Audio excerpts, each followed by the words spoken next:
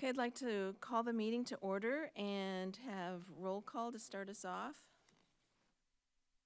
Pastor Freeman. Ann Hines Silvas. Here. Chris Diana. Here. Sean Williams. And Patricia Jones. Here. Form. Thank you. Thank you, Sheila. So first item on our agenda is approval of the minutes from our previous meeting. We started with a public hearing, and you have the notes from that public hearing in your packet. So do I hear a motion to approve the minutes of the public hearing from January 24th? So moved. Thank you, Patty. Is there a second? Second. Thank you, Chris. Any discussion or corrections to those minutes from the public hearing on January 24th? Hearing none, all in favor of approving the minutes from the public hearing of January 24th, 2023, say aye. Aye. Opposed, same sign. The ayes have it, and that motion carries. The next item is approval of the minutes from our regular meeting from January 24th. You have the minutes from our regular meeting as part of the packet. Do I hear a motion to approve the minutes of the regular meeting? So moved. Thank you, Patty. Is there a second? Second. I'll do Deshawn this time. Yeah. Just thank you, Deshawn. We'll take turns. Any discussion about the corrections to the minutes of our regular meeting from January 24th? Just thanks to Hillary for a great job taking notes again. Thank you. Yes, thank you, Hillary. Nice job. All in favor of approval of those minutes from January 24th regular meeting, say aye. Aye. Opposed, same sign. The ayes have it, and we have approved the minutes from our regular meeting of January 24th. So are there any additions to the agenda for this evening? Nothing? Okay. That takes us to public input, and I see we have some people in the audience. Is anyone wanting to provide public input this evening? Just attending? Well, welcome. It's nice to have you. Did anything come via email or anything we need to deal with? Okay, thank you, Not that I've Sheila. seen. Okay, that takes us to the staff report, and I'm going to turn to you, Sheila, for the staff report. There's just a couple items on the staff report. Housing and Homeless Initiatives Program. This is a joint effort that we did with the City of Champaign where home, American Rescue Plan funding, regular home funding, and City of Champaign general funding were combined to a little over $5 million. And we requested applications from service agencies that provide assistance to people who are homeless or near homeless. And we've allocated about 50% of the money. For the first time, usually you receive about 10 times more requests than you have funding, and this time we did not. So I don't know if it's because there's been so much money out in the community, but with the home ARP allocation, we are funding 5 programs. And then once these programs get off the ground, then we'll probably come back and put out another allocation request for the balance. So we funded Champaign County Regional Planning Commission for a housing navigation program, Champaign County Healthcare Consumers for a special populations case management, Cunningham Township for their Bridge to Home program, See You at Home for housing navigation, and then finally North Point Development for the Prairie Ridge Apartments, which is a proposed project for the Learman neighborhood. So that program is, we're not sure if it'll go forward or not, but they did request funding. So that's where that is at. Champaign also funded 4 different programs. Because theirs was general funds, the ones that didn't quite fit neatly into the federal programs, they funded them with theirs. But both of our programs or funding allocations will help the community-wide because, as we know, homeless doesn't stop at Wright Street. So the annual action plan, it will be published tomorrow, and we'll start the 30-day comment period. We did get our funding allocations from HUD yesterday, and so for the CDBG program, we're down about $20,000. $498,000 is what we are receiving from HUD, and that for CDBG, and home is $779,000. So we've updated those projected revenues and proposed expenses in our annual action plan, so you'll see that. And then finally, our housing programs manual, we've given it to you to review. Really, there's only one change.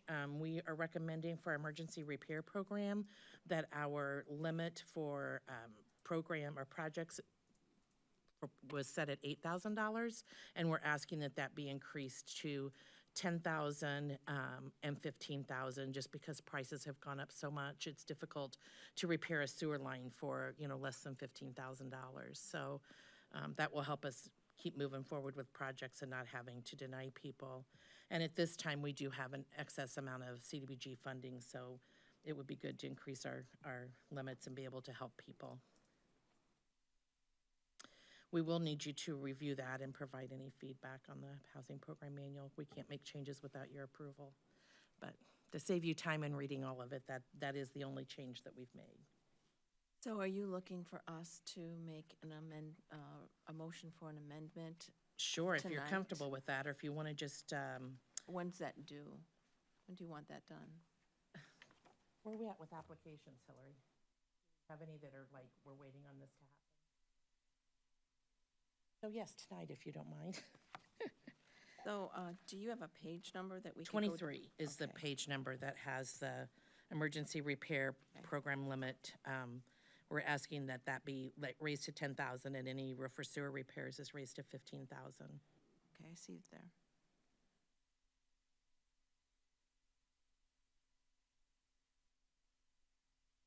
So let's have a motion in a second, and then we can discuss. Just a quick clarification, not only on page 23, but also the definition of an emergency grant on page 8 is also updated to 15K, right? Yep. And then, like accessibility grants for bathroom retrofits, kitchen, anything that we need to do to help someone be able to stay in their home, we raise that to, or asking to raise that to 10,000 too. Okay.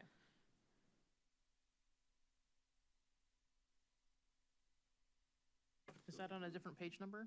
Were those all of the items that were 8,000 then? Yeah.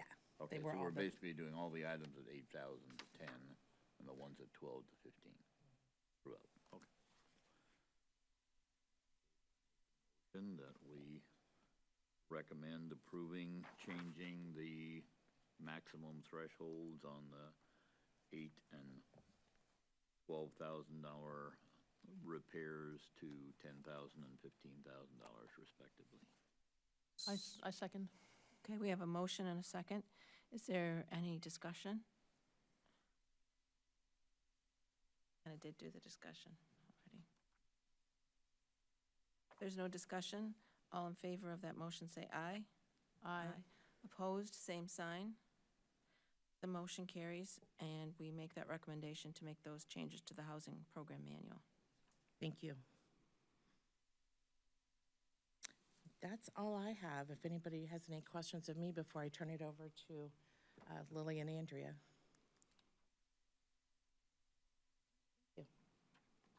Thank you, Sheila.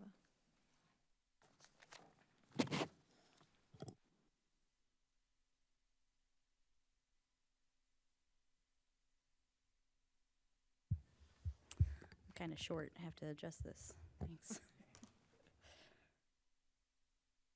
Good evening. So Andrea, Rudy, and I were coming back. It's been a little while, but we were here in 2021, and we've got a couple of updates to the comprehensive plan in the comprehensive planning process so far. What I've got pulled up in front of you right now is the Imagine Urbana website, and if you head over to that website, you can see that there's a community outreach summary, and so that's where we have summarized a lot of the activities that were in 2021. It was a fairly extensive effort. There were numerous, just shy of probably about 100 events that we went to in community groups and neighborhood organizations that we had contacted and talked with. The process was really the results of that outreach. And so establishing the connections that we made with people and explaining not just the comprehensive plan, but also just generally speaking, a citywide effort, what that really looks like, and then kind of expanding and scaling up the ideas of what people see on kind of a ground level, what their more specific neighborhood or community is looking at, and like what that really translates into a long-term, long-range vision for the whole complete city. We also too have, if you haven't seen it already, there's a 2005 comprehensive plan assessment. There was a lot of research done to create kind of this assessment. We didn't have a lot of metrics in the 2005, our current comprehensive plan. And so we had to kind of go back and recreate that process and what that looks like and what our successes were and what are some of the things that we'd like to improve in the upcoming comprehensive plan, and put that together so you can read that. There's 2 appendices to that. They're fairly extensive, but there's a much shorter, briefer version and an executive summary right here posted online. And Andrea is going to talk about what's next for the plan. So we're going to take the themes that came out of this first broad community engagement that we did that Lily just talked about, that's summarized in the outreach summary. There were 5 themes that came out of that, and we are then taking this, we're going to have a couple of exercises that the public can do to spend the city's money on what they think their priorities are. So they'll have a budget, and then they'll have money that they can spend on their priorities. And of course, they're going to have to decide. There's some things they're going to have trade-offs. You know, I can't do everything I want to do, but these are my priorities. So it's a fun exercise. There's a couple of exercises, one on priorities and then one on spending. And we'll be doing that both online in webinars as well as in-person meetings. So you'll be hearing more about that soon. One complement to that is understanding more about what trends and issues are in the community. Oftentimes in comprehensive planning efforts, there become usually a very, very long, hundreds of pages document that's kind of a technical report. It's a lot of charts, it's a lot of graphs, and usually like we can just say it, very dry paragraphs describing those charts and graphs. We're trying something a little bit different this time. We're gonna try to kind of focus a little bit more on explaining what we do and also explaining what those trends are and the issues that kind of revolve around it, trying to kind of also answer some of the questions that we heard a lot in 2021, while also kind of focusing people towards where we need people to kind of think about and issues that the city is facing, especially on a long-term scale and not a short-term scale, which is, I think, people are usually much more naturally focused on short-term. So you'll actually see this with the engagement activity coming up. How do you know what the things that you really need to prioritize and more information about that? This is the complement for that. So it's a website instead. It is, I think, far shorter than a technical document, but it might be a little bit long for a website. And so we do have an introduction chapter, and I'm just going to quickly go. This is what we'll be doing is sending a link to you when the housing chapter is completely finished and is done with some internal and external reviews that are still underway. And that should be before the next meeting. So thank you so much for letting us present today. This introduction chapter, with this whole website, it kind of, it can be something that the first couple times you go to it, you have to really wait for it to load. We've got a lot of tips. We start off with kind of what the Examiner-Urbana is, what it's trying to achieve, the scope of the document, kind of how to use it. You really have to wait for it to load before you start scrolling. We have a lot of tips and tricks on how to use it in videos. We also talk a little bit about what Examiner-Urbana is not. It is not comprehensive on every issue. We've talked to a lot of boards and commissions. You would be the 5th board and commission to kind of review the materials that are more closely related to what your commission does and the work it does. And oftentimes we get the initial feedback of, wow, this is great, but I really wish I had 1 or 2 more things here and there.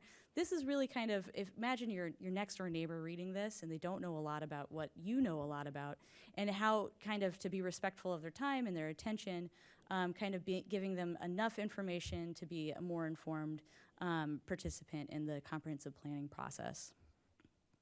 So we go through what a comprehensive plan is. We talk a little bit about the mandate that we have for them, how they interact with the state and region, how they interact also with our other plans like neighborhood plans, strategic plans, and other government agencies that overlap the same community. We talk a little bit about how the comprehensive plan doesn't create zoning or the annual budget or the CIP. It has a really interesting relationship to that. It's a long-term vision, though. And so oftentimes more study has to happen and come out of comprehensive planning processes. There's a lot of videos, there's a lot of data in here. This particular chapter is actually posted online, and you can kind of see it's probably the most general and very short. It's brief, kind of describing how to use the site. Now I'm going to give you a quick preview of what is currently still in a draft state, but it's getting there. It's got a lot of reviews ahead. We have some community groups that also need to review it for certain parts of Urbana's history and issues that they're more related to than just city staff trying to put this together. So here you can see the housing chapter. We're one partner amongst many, just providing shelter. And so kind of talking a little bit about what comprehensive plans and how this is actually a really historically important part of a comprehensive plan is housing. We do see comprehensive plans oftentimes as a much more broad concept that incorporates more of the city's general policy and direction and vision today. But that's just because there's so much that interacts with housing and transportation and general development issues that the city does. So we talk a little bit about history. There's a lot in here. We also go over today's trends and issues. As you can see, I'm kind of violating the first rule of Examine Urbana, which is to wait for something to load before you scroll. You, of course, will not do that, and I thank you in advance. So we have a lot of information. We do focus a lot on local data in this project.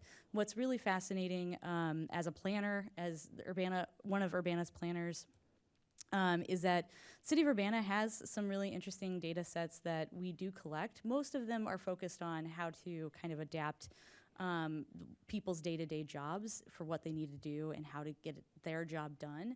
So it's really hard to go back and then ask what are some of those trends that you can see, or ask what issues you can see out of that data set.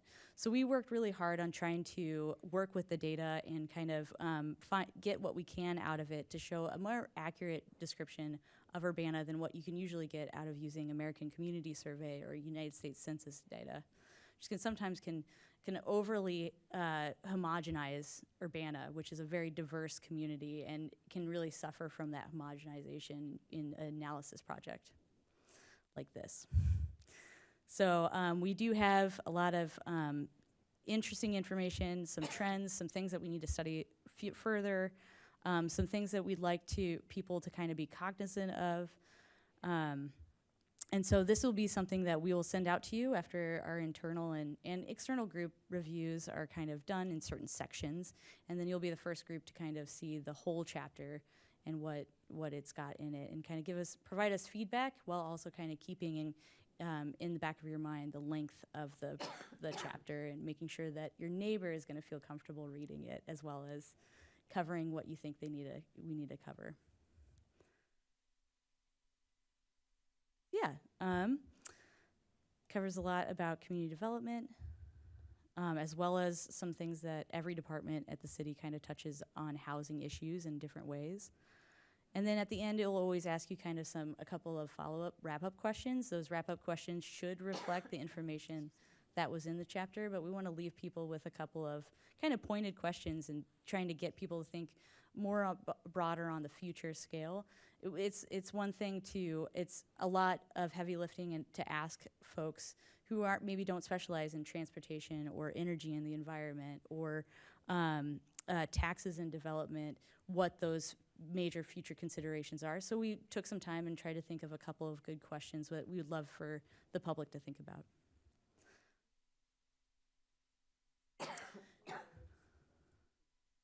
It's food for thought. The responses to the question will hopefully be something that we can capture a little bit in the engagement activity that the trends and issues. The problem with just the food for thought, the pro to having it is that we are hoping that groups will will have us come and talk to them about some of the things and that are in the data set and in the Examine Urbana. But the challenge with that, of course, is you'll quickly see is that there are a lot of needs in Urbana. There's a lot of trends. There's a lot of issues that come along with those trends. And we have also severe constraints as well in staffing, time, money, resources. The Development and Taxes chapter really goes into this in depth, but it's currently under development.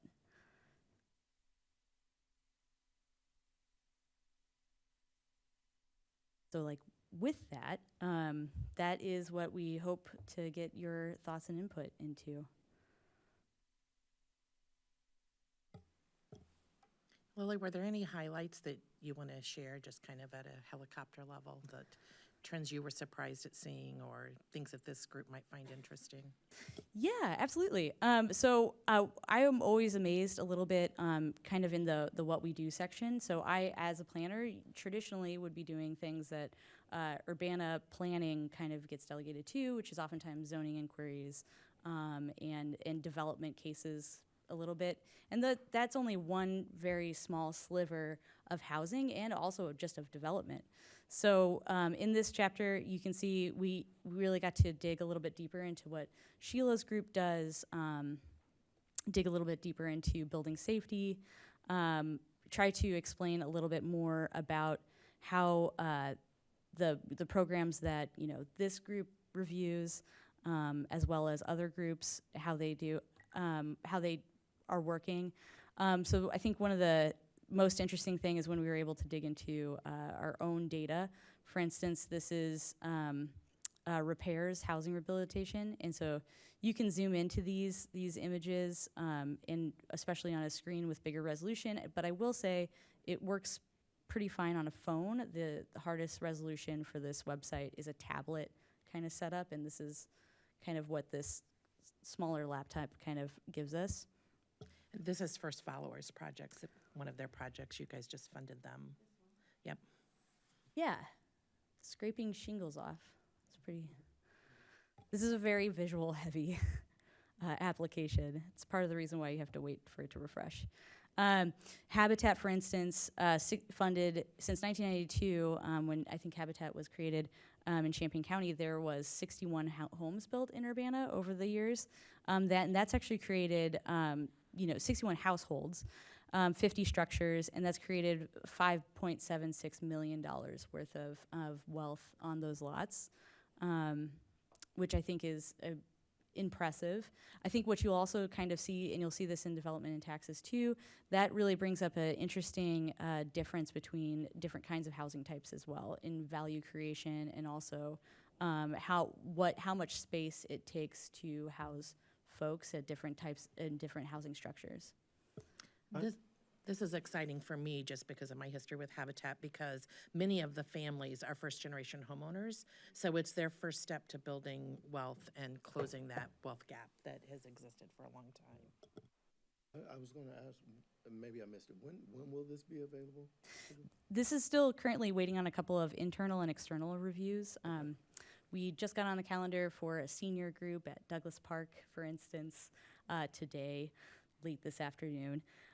So there's some things in here that we'd just like to have a couple of stakeholder groups review certain parts of it that are really connected and related to what their experiences are. So once that's done, we're hoping within 2 weeks we should be able to send out a link so you can review it.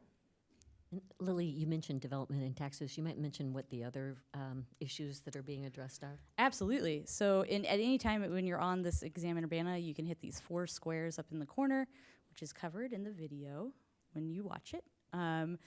There is an introduction chapter that you've already seen. There's a development taxes chapter that really kind of goes into what the city does, how it works, and what are the issues that come up and arise, and those kind of long-term fiscal issues that I hinted at earlier. Transportation, arts and culture, very visual heavy. It's very nice. Housing, of course, you're already getting a preview. Energy and environment. Health and safety is upcoming, so this might not come out when this is all said and done. This will probably go to council. Each and every chapter will have a short, brief presentation to kind of help advertise and get the word out to learn more about the city of Urbana on a larger scale.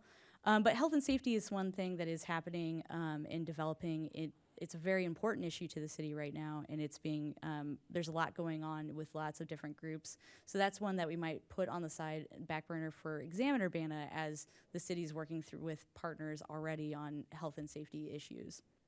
And then there's actually a recap of the 2005 comprehensive plan. It's some of the data that was collected from the assessment. We want to just kind of have it there in case people didn't see that we had a PDF somewhere on the internet in a different place. And then we actually added a couple of more fun things because it's such a visual heavy document. We made sure that we had a little bit about what were some of the trends and issues in 2005. I hope it's a lot of fun.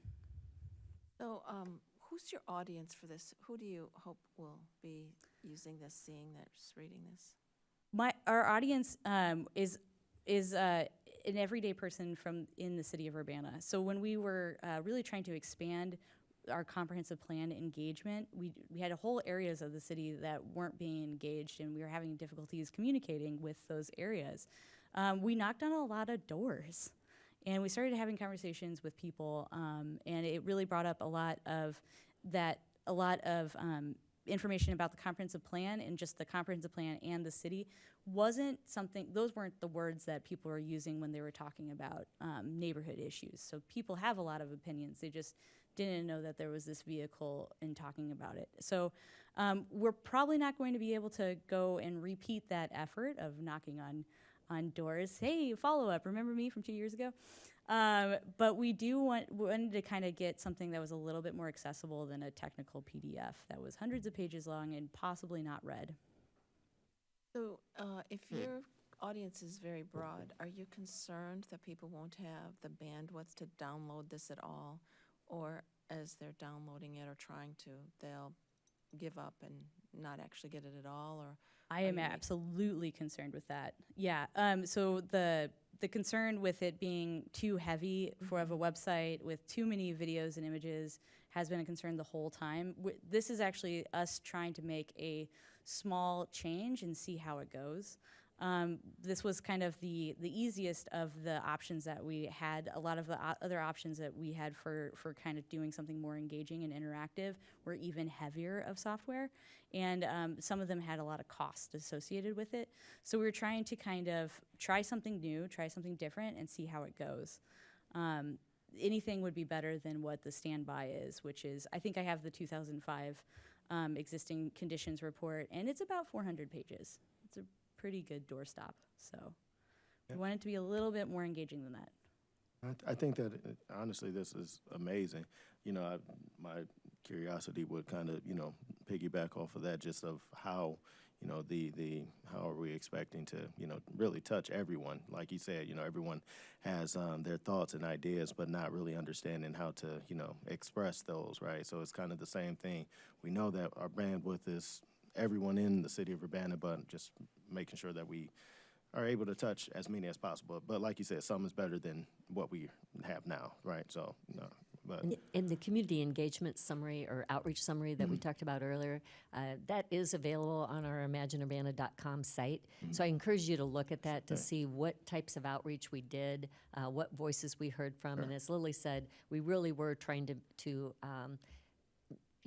try to at least hope that everybody has a voice. Absolutely. We wanted people that don't traditionally interact with their government to have a voice, and it took different methods to do that. And as Lily said, finally just knocking on doors. And No, so this we is amazing. described that in that process. And so oh, yeah, this is amazing. If it is something, and I hope that if it is something that is too cumbersome and someone does have that, we have a lot of different places where we've tried to embed our contact info, and we have in the press release and all the city publicity that we're going to put out about it is, please contact us. And so I'm hoping that some groups are just going to want us to come with our laptops and load it up and kind of talk through some of the issues, because a lot of these things can be really interesting discussions as well.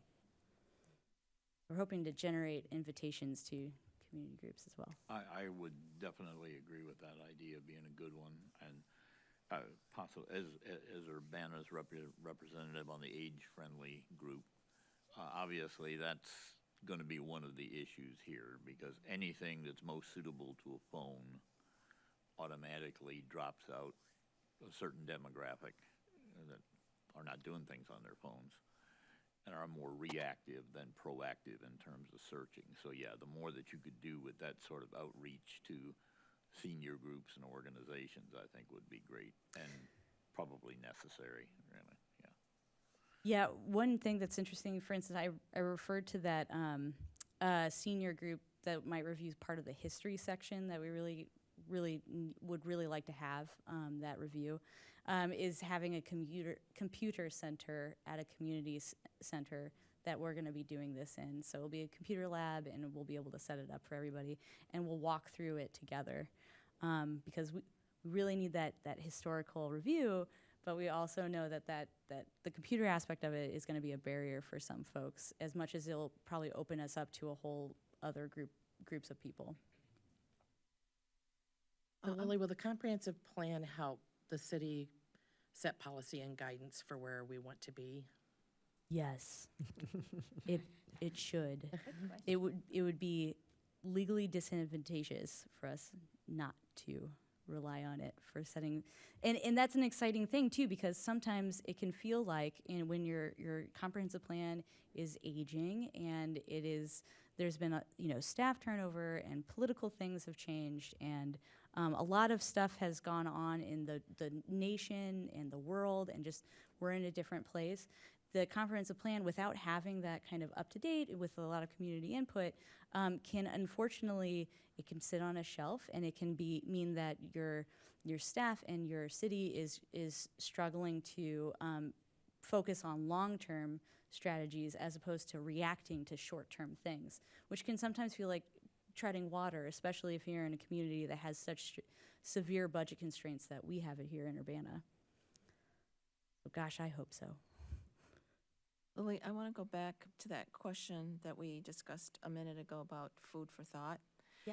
And I think that I'm just wondering if you think it would be useful at all to give people an opportunity to actually provide you with responses. And the only reason I say that, I'm kind of playing the devil's advocate, is because I think to lay things out, and that's, may prompt some responses, some reactions, some new ideas, some concerns, and then not give people an immediate way to provide you with some feedback about that may create some frustration. They could always go to this website or whatever and find your email and whatnot, but I wonder if there would be an opportunity for you to give them an easy way to just react to what they've seen, or raise a concern, or pose a challenge, whatever that is. Yeah. That also then it kind of disarms people who want to say, you're just presenting this to us. We're not given a chance to provide any feedback. I know they have. But you know what I'm saying is that there are, if it's not immediate, people may think that it's not at all. So I don't know if that's even possible, and I'm sure that if this is on the web, you're going to get a lot of responses from people who don't live here, and responses that are maybe inappropriate or not relevant, but just, I don't know if that's the valuable part of it. The valuable part might just be giving people an opportunity to give you their reactions. That's a really good point, and I think I have to ponder a technical way of doing that for sure. One thing that I would like to mention too about kind of what going forward, luckily right now we're working on slowly, we're starting to get the parts and pieces in place for an online software for drafting the plan. And actually, when their draft plan is ready, people can immediately comment on that, and you see what other people are talking about and commenting on for a draft plan. This one will be an interesting way to try to figure out how to do that, because it is kind of just technical background information. So I don't want to put something out there for people to comment on, and then they think that those comments will be very easily incorporated into something, because it may not. I don't want to waste anybody's time, and I want to be very transparent with where their comments are going. But yeah, I can try to look into how to do that. Yeah.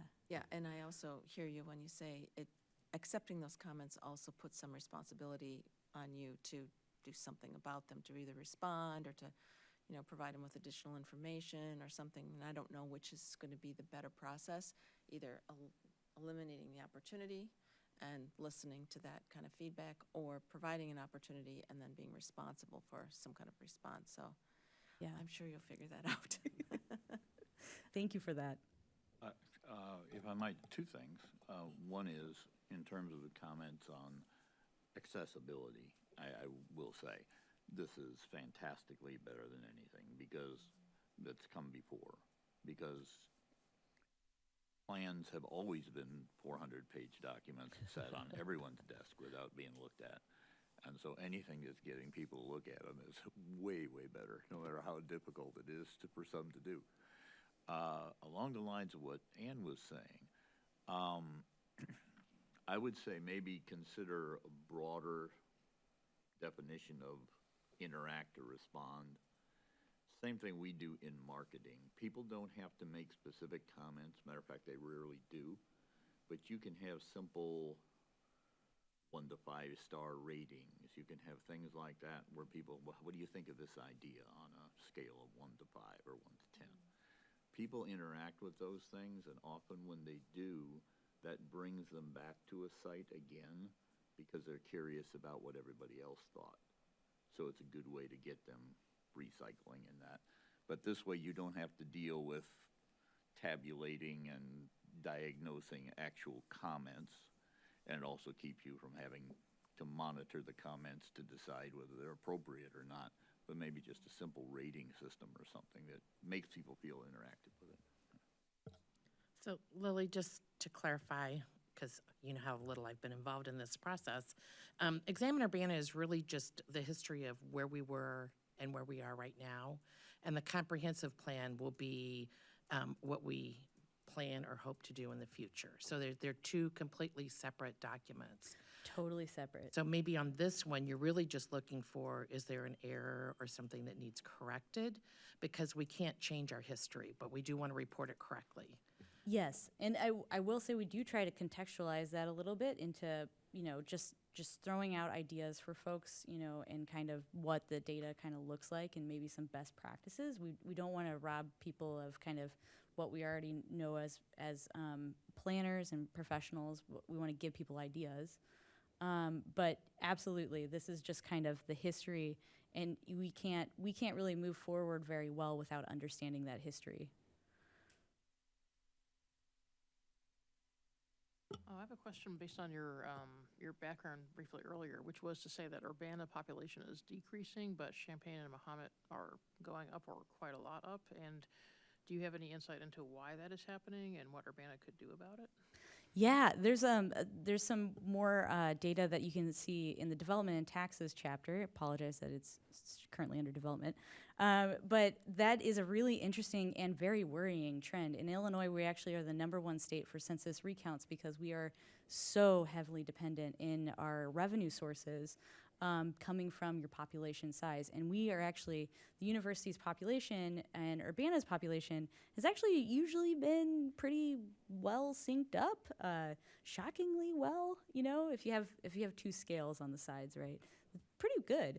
Until the last census. And you can see, we do oftentimes like to remind people that as soon as the census, April 1st, came around, 2 or 3 weeks earlier, it sounded like the whole town was being marketed as, don't come back, stay home because of COVID-19. But Champaign did also have the similar conditions, and they have a lot of student population as well. So this really warrants, concern in looking into that trend. I will say that when you look at your permitting and your growth and development, we have had a much longer focus in the last 50, and I would say really focused in the last 40 years on external, outward sprawling growth instead of internal growth for people to live closer to job centers and the University of Illinois. And what that has meant is that there's just been a lot of space dedicated to very few folks who in a very auto-dependent development structure, which is kind of costly, very costly for the city. And it also has created this problem of a disconnect. So where you see many homes being built on one parcel in Champaign on Green Street, we you're seeing very, single-family homes and duplexes and condominiums being built out at Stone Creek or Barringer Commons or Meyer Ridge or South Ridge. And that means that for over the last 10 years, we've only added 700 multifamily units in the city of Urbana, which I think is great. That's cool, awesome. 700. The average house size in Urbana is 2, so that's maybe possibly 1,400 new residents. Taking up a smaller footprint too, which is good for the environment, is also really helpful for the city's infrastructure costs, which is everybody's expense, right? That's passed along to everybody. But that is mirroring 7,000 new units in Champaign. And so they're building housing, and when people's leases go up, people find housing that fits their needs. And so that's kind of one of the possibilities to it as well, where we, of course, need to study this further, but I think that we explore those numbers, and we gathered those numbers from Champaign staff and also from our building permit data set. I think this is probably one of the first times I've ever seen any analysis been done on our building permit data set, because it's frankly fairly hard to use. You can download it, anyone can, from the open data portal, but it's hard to ask questions of that data set. So we tried to really take a look at that and take a look at kind of what the last 10 years has done, and is this something that we have to worry about for the future in the next 10 to 20 years, because that could really greatly affect our ability to pay for very basic services that we have right now. That also brings up the question, to what extent does City of Urbana work with the university to know that the university is planning new programs that would affect the population? Like when the Carle Illinois College of Medicine was announced, I noticed all these apartments built on the University Avenue as if hundreds of medical students are going to come here. It's like they had 32 students in the first class, and now they have 64 students, so it's not thousands of new people. Yeah. But still, the university is a big driver of different kinds of action, so I was curious how that interplays with City of Urbana planning. And that's actually a really, there's a bigger discussion to be had about, to answer that more specifically, but to kind of go to the idea of like how we interact with our other partners and some of the biggest trend makers in the community is a really important thing to discuss when it comes to that comprehensive plan. How much do we prioritize sharing plans and development plans with that?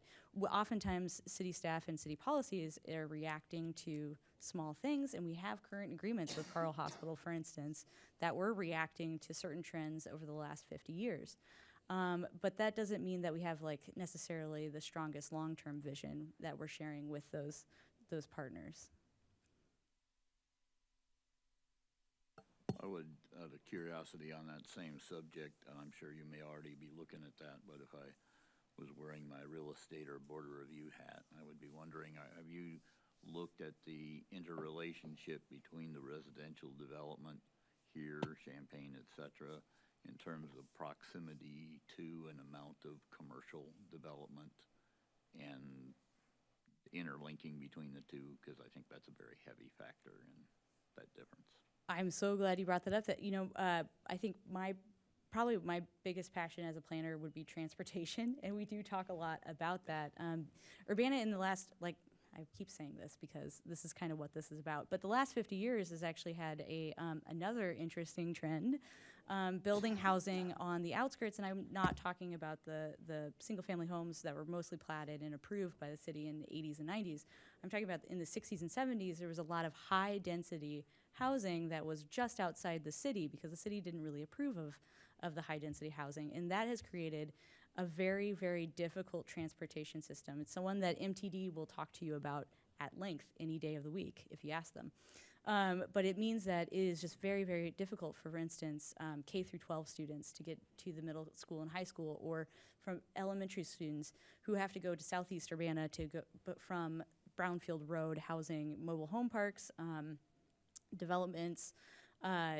Many of our population centers are actually reflected in the highest use transit lines, which is awesome. MTD is reacting to the need, and they know that that's the need, but it's a real struggle for them because the efficient transportation system for buses, bikes, cars, and walking really relies on people being able to live next to their elementary school. And so that's a real worrying development, and in order for us to really to deal with that in the future and move forward much more responsibly for equity, for sustainability, for elementary students being able to walk to school. We have to recognize those trends and actually and tell people about them. So that's what Examine Urbana really is not recommending anything based off of that, but telling people about that development history and patterns that we've had.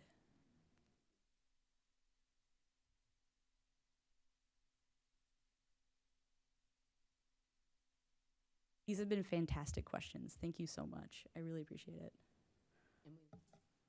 And we look forward to your feedback once you get the link. I think you'll answer some of the questions you have and probably create some more.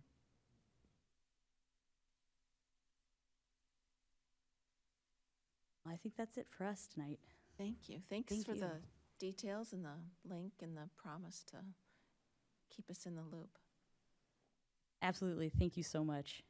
So one more question, Lily. Are you looking for us to identify any groups that you might do like a one-on-one or one-on group I demonstration? would love of that. Okay, maybe Yeah. we could maybe think about those. I Are there will, groups you're targeting that have been difficult to reach that you want us to? absolutely. If you ever have a recommendation for a group, Andrea and I are trying to be kind of flexible and not plan for too many of a traveling tour for Examine Urbana. Instead, we're kind of by request. And that if you had a group that you think would either have a lot of questions or want to generate a lot of discussion, or you have a group that you think would have a hard time accessing this website, feel free to contact Imagine Urbana at Urbana, Illinois. I live in West Urbana, and I have my own personal Zoom link. So like I have hosted family Zooms, and I could just ask the Woonit list if they want to. Yeah. Zoom. 300 people want to Zoom with you guys. So. Group, and that as you know, that neighborhood's very interested in what you're going to come up with. I'm very aware. Yes, you are. Thank So you. what are the groups, maybe you said this, but now I'm Yeah. paying attention more now because you've asked us.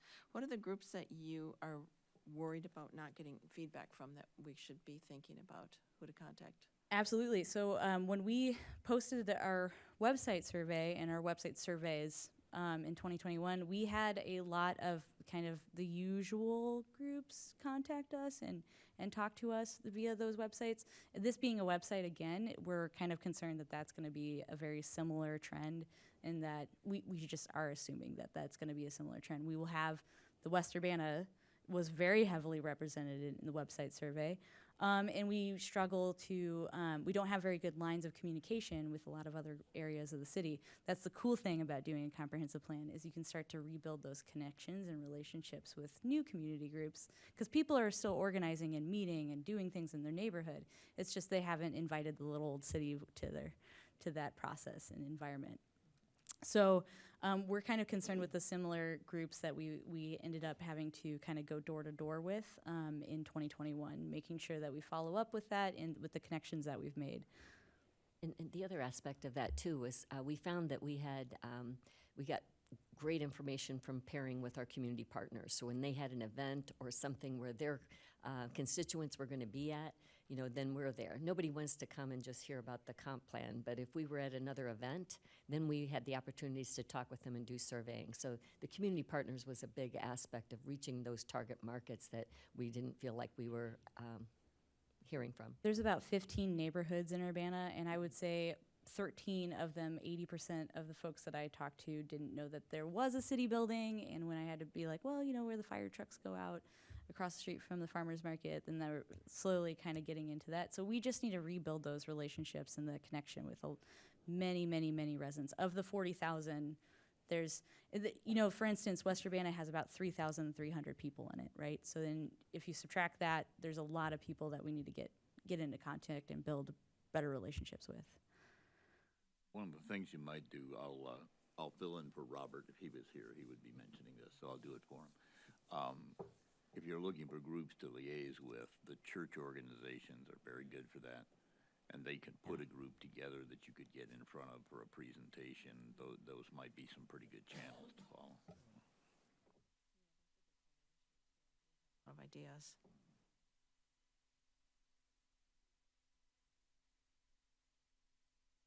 So 2 weeks we'll probably have the housing chapter finished up, and we won't be talking to Plan Commission until early April about the whole thing. So that means the development and taxes will be posted, and they'll have a lot of comments on that. Plan Commission deals really heavily with those kinds of issues that arise. I hope that everybody in Urbana reads it, because I think that that really has a lot to do with the story of like how we are the way we are today, and also kind of what we need to worry about or meet the needs of, or kind of strategize on how we can be healthier financially, environmentally in the future. And so your feedback will still have plenty of time before the Plan Commission gets their version. So, Yeah. you'll have time to provide us feedback and give us additional direction.